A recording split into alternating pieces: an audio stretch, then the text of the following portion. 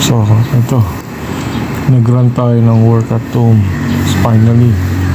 So, ito yung first day ng setup natin. Medyo magulo pa. Hindi ko pa ma-arrange kung saan lalagay. Pero, pakita ko lang sa inyo na binigyan tayo ng chances mag-work at home. So, it's a big privilege.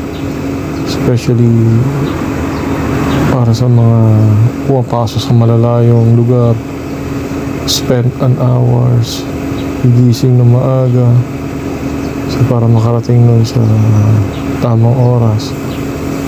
Especially like me, nandun ako sa BGC na pasok, medyo malayo, tapos from Cavite, so nadadrain ako, and then gutom ako everyday. Alis ako sa bahay, kumain na ako, pero pagdating ko dun, gutom na naman ako. Well, I'm so thankful dun sa company ko at dun sa supervisor ko na hinalaw ako mag-work at home.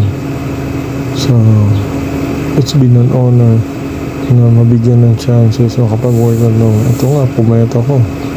Siguro dahil na rin yun sa layo ng trabaho ko. But, thank you for this time around. Pahinga ako ngayon sa bahay. Ito, nag-set up ako. So, yun yung cable. Alright. Kita ko lang sa inyo mga setup na gagawin ko. Siguro hindi ko na ipapakita yung pag na-open na kasi bawal yun. May company logo. So, hindi na natin ipapakita. So, yun lang yung ginagawa ko. Na-arrange ko na siya para sa ganun.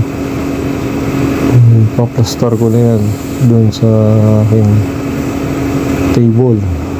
So, hindi naman siguro kahirap.